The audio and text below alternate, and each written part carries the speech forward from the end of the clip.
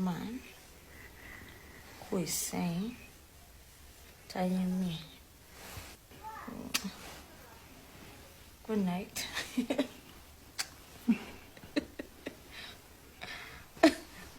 Kati simanyi oba X awulira atya. Omuntu ali mu mukwano tabuulirirwa.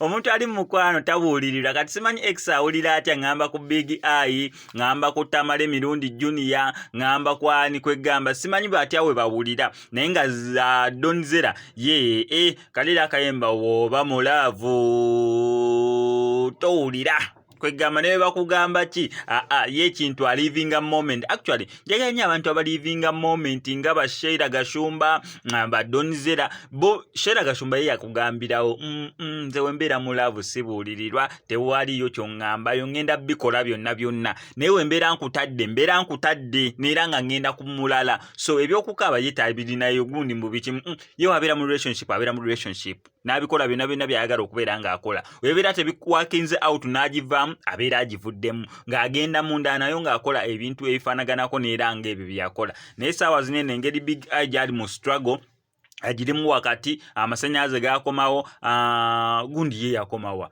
Tamale Mirundi Junior twasemba okulaba nga full figure amutwala bubi nnyo ng'ali mu kwetonda ndaba yo X ye gyali X kyekola ali mu kubeera ng'anyumira akatambi kakutereko okuba gye katandikira paka gye kagwera osobola okubeera nga okeerabirako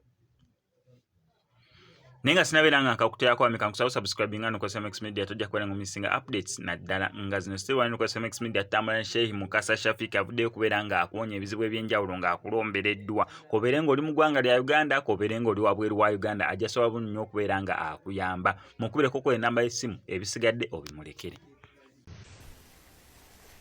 This man who is saying, telling me,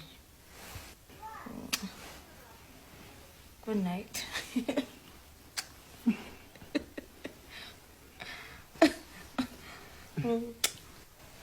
Butanyumye.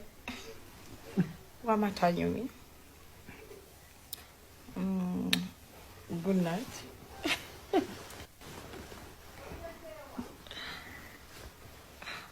What the hell? Good night. Good night. Good night. Just omusazi atya abaana Uganda ngenda mubalaga wama baby take out your ass.